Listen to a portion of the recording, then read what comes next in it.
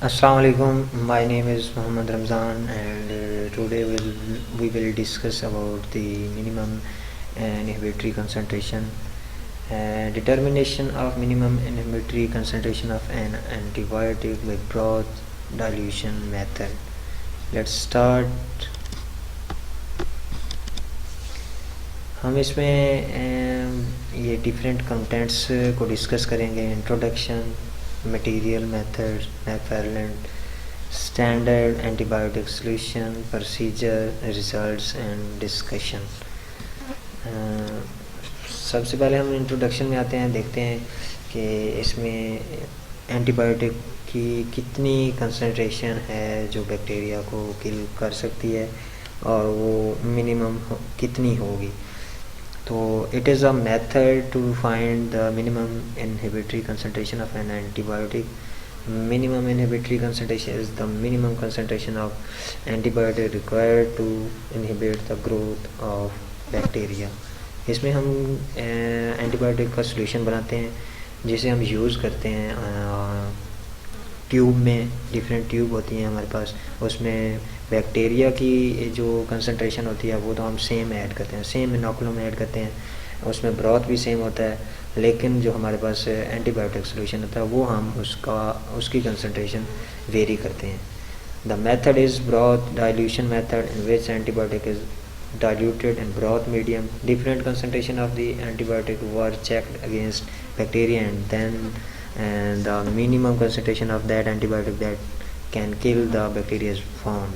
इसी तरह हम चेक करते हैं कि मिनिमम कंसंट्रेशन जो है एंटीबायोटिक की वो कब आती है, कितनी वो मिनिमम है जो किसी भी एंटीबायोटिक की वो किसी बैक्टीरिया को किल करती है।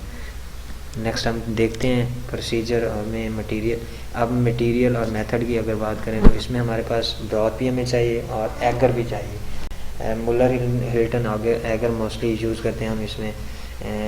जो ये स्टेरिलिटी टेस्ट हैं या एंटीबायोटिक सेंसिटिविटी टेस्ट होते हैं, इसमें मुलर हिल्टन ही मोस्टली। इसका मैंने आपको पहले भी बताया, इसको स्टीराइल कैसे करना है। जब आप ऑटोक्लेव कर लेते हैं डिसॉल्व करने के बाद, उसके बाद आपने उसे पैटी प्लेट में पोर करना है। पोर करने के बाद उसे 24 आवर्स के लिए इंक्यूबेशन देनी है। अगर तो उसमें कोई ग्रोथ नहीं है तो आपकी जो प्लेट है वो मीडिया जो उसमें है कैरी किए हुए वो कंटेमिनेशन से फ्री है, तो आप इसे आपके प्रोसेस के लिए यूज़ कर सकते हैं। इनोकुलम प्रिपरेशन, इसे मैकफार्लैंड स्टैंडर्ड भी कहते हैं। ये हम इसलिए बनाते हैं कि जो आपने स्वैबिंग करनी है या स्प्रेड करना है, ये मैकफार्लैंड स्टैंड कोई भी कल्चर जिसकी आप एंटीबायोटिक सेंसिटिविटी चेक करने चाह रहे हैं कि उसको कितनी मिनिमम इनहिबिटरी कंसंट्रेशन आप देंगे तो वो किल हो जाएगा, उस बैक्टीरिया का आप स्टैंडर्ड बनाते हैं 0.5 मैकफार्लैंड। ये एक टर्बिडिटी है 0.5 माइक्रो मैकफार्लैंड। यहाँ पे टर्बिडिटी से आपको पता है कि उस मैकफार्लैंड जो स्टैंडर्ड आपने बताया होगा, सपोज 0.5 ml आप वो लेते हैं तो उसमें आपको पता होगा कि इसमें इतने नंबर ऑफ बैक्टीरिया हैं। If inoculum is too turbid then dilute with normal saline. Antibiotic solution हम कैसे क्यों बनाते हैं एंटीबायोटिक सॉल्यूशन, क्योंकि हमने इसी की मिनिमम कंसंट्रेशन चेक करनी है, तो इसलिए हम उसे सॉल्यूशन बनाते हैं जो आगे हम प्रोसीजर में यूज़ करते हैं। और सबसे इम्पोर्टेंट इसमें ये है कि आपने किसी भी एंटीबायोटिक का कंपैटिबल सॉल्वेंट चेक करना है। आप अगर ऐसे ही किसी में ऐड कर देंगे जो उसके लिए ये होगा कि अगर आप उसको कंपैटिबल सॉल्वेंट नहीं ऐड करते तो अगर उसके लिए नहीं होगा कंपैटिबल तो वो उसकी डिनेचरेशन करेगा, वो जो उसका स्ट्रक्चर होगा, केमिकल फार्मूला जो होगा वो उसको डिनेचर करेगा, तो वो उसकी एक्टिविटी को भी डिस्ट्रॉय कर देगा। तो इसलिए आपको कंपैटिबल सॉल्वेंट मस्ट रिक्वायर होता है। जब आप कंपैटिबल सॉल्वेंट में ऐड करते हैं तो उसके बाद आगे आप प्रोसेस में यूज़ कर सकते हैं। प्रोसीजर इसमें देखते हैं। हमें 5 ट्यूब चाहिए, ब्रॉथ ट्यूब, जिसमें 10 ml आपने ब्रॉथ ऐड किया होना है। उसमें जो आप मैकफार्लैंड स्टैंडर्ड बनाया आपने किसी भी बैक्टीरिया कल्चर का, उसमें से आप 0.1 ml इनोकुलम ऐड करते रहते हैं और ये पाँचों ट्यूब में आपने ये ऐड कर देना है।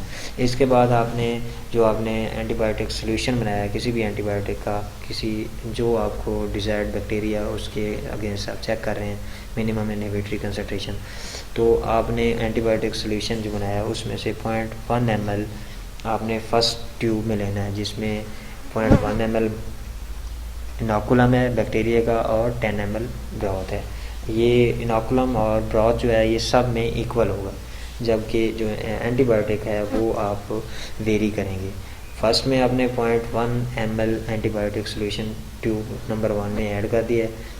दिस विल कंटेन 256 माइक्रोग्राम पर ml antibiotic. Now take half of this and dilute to next tube such that make dilution up to tube number 5।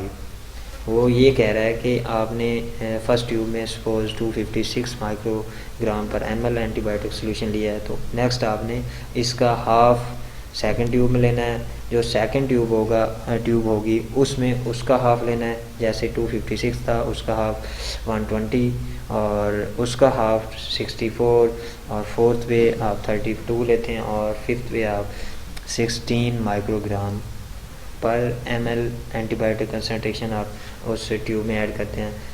फिर हम उसे इंक्यूबेशन देते हैं। इंक्यूबेशन आपको पता है कि किसी भी बैक्टीरिया की इंक्यूबेशन जो है वो उसके लिए टेम्परेचर जो है वो 37 डिग्री सेंटीग्रेड होता है, और जो ये टेम्परेचर टाइम होता है वो 24 आवर्स हम देते हैं मोस्टली। फिर हम उसके रिज़ल्ट चेक करते हैं। रिज़ल्ट्स अब आप देख रहे हैं कि फर्स्ट सेकंड और थर्ड तक जो कंसंट्रेशन है यहाँ पे आप देख लें। फर्स्ट पे है 256 माइक्रोग्राम सोल्यूशन जिसमें एंटीबायोटिक है 256 माइक्रोग्राम, ये एंटीबायोटिक है। सेकंड में आप 128 और थर्ड में 64, तो इन तीनों में एंटीबायोटिक कंसंट्रेशन हाई है, तो इस वजह से इन तीनों ट्यूब में कोई ग्रोथ नहीं है, no growth. Tube number 4 and 5 had bacterial growth. इसमें जो एंटीबायोटिक कंसंट्रेशन होगी वो बिल्कुल लो है, तो इसकी वजह से लो कंसंट्रेशन मोस्टली बैक्टीरिया जो होते हैं ना वो रेजिस्ट करते हैं और उसको बॉदर नहीं करते और ग्रो कर जाते हैं। They show that the minimum inhibitory concentration is in the tube number 4, for example 32 microgram पर ml, उसमें 32 माइक्रोग्राम पर ml थी। ये मिनिमम इनहिबिटरी कंसंट्रेशन है जो उस बैक्टीरिया को इनहिबिट नहीं कर सकी। इससे अगर एक ट्यूब पहले जाएं तो उसमें जो थर्ड नंबर ट्यूब है उसमें आपने 64 जो ऐड किया था माइक्रोग्राम पर ml, वो जो है वो ग्रोथ को इनहिबिट कर रही है, लेकिन ये यहाँ पे फोर्थ में ये ग्रोथ को इनहिबिट नहीं कर रही और यहाँ पे बैक्टीरिया ग्रो कर जाते हैं। डिस्कशन में हम देखते हैं in this method we increase concentration in each tube so at the end we get to know about how much antibiotic is required to kill bacteria in the first tube. The concentration of drug was sufficient to inhibit the bacteria or kill the bacteria. As we move to tube 2, 3, 4 and 5, the bacterial inoculum remains same but antibiotic concentration become half in each successive tube. ये मैंने आपको पहले ही बताया कि जैसे जैसे आप first से 5 ट्यूब की तरफ प्रोसीड करेंगे तो आपने एंटीबायोटिक की कंसंट्रेशन को हाफ करते जाना है। जैसे फर्स्ट में 256 माइक्रोग्राम था, सेकंड में 128 था और थर्ड में 64, फोर्थ में 32 और 5 में 16 था। तो इस तरह आपने कंसंट्रेशन एंटीबायोटिक सोल्यूशन की आपने कम करते जाना है। तो जैसे फिर आप इंक्यूबेशन देंगे उसके बाद आपको पता चल जाएगा कि इसमें किस ट्यूब के बाद जो ग्रोथ है वो बैक्टीरिया की है और कहाँ तक उसकी ग्रोथ नहीं है। तो वहाँ पे आपको क्लियरली पता चल जाएगा कि ये मिनिमम इनहिबिटरी कंसंट्रेशन है। So tube number 4 is the tube where when there is no sufficient drug to kill or inhibit the bacterial inoculum. Thus they survive and growth is observed. मैंने आपको पहले ही बताया जहाँ पे वो मिनिमम कंसनट्रेशन है जिसको बैक्टीरिया बॉदर नहीं कर रहे, वहाँ पे वो सर्वाइव कर रहे हैं और ग्रोथ शो करेंगे.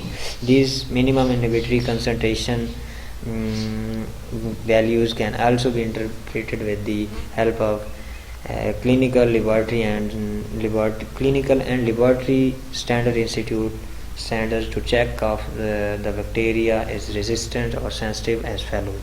For example, if ये इन्होंने एक स्टैंडर्ड बनाया हुआ है कि if minimum inhibitory concentration greater than 35 microgram पर ml. इस यहाँ पे आप कंफ्यूज होंगे कि ये ग्रेटर लिखा है और 32 माइक्रोग्राम से तो बैक्टीरिया रेजिस्ट क्यों करेंगे. यहाँ आपको मैं बताता चलूँ कि जो 32 है माइक्रोग्राम पर ml उससे ग्रेटर होगी मिनिमम इनहिबिटरी कंसंट्रेशन. मीन्स जो आपने सोल्यूशन ऐड करना है अगर वो 32 से भी कम हुआ तो बैक्टीरिया रेजिस्ट करेंगे और वो ग्रो कर जाएंगे. नेक्स्ट आगे वो बता रहा है कि अगर minimum inhibitory concentration of antibiotic जो है वो 8 ग्राम से ज़्यादा है कम है, मीन्स जो आपने सोल्यूशन है वो आपने ज़्यादा लिया है तो जो बैक्टीरिया होगा वो सेंसिटिव होगा और वो किल हो जाएगा. अगर इन दोनों के दरमियान कंसंट्रेशन है तो वो इंटरमीडिएट कहलाएगा. अगर किसी भी चीज़ की यहाँ पे कोई समझ नहीं आई, कोई भी क्वेरी हो तो आप क्वेश्चन कर सकते हैं कमेंट्स बॉक्स में. मैं आपको इसका answer as soon as possible मैं रिप्लाई करूँगा आपको. And thank you so much.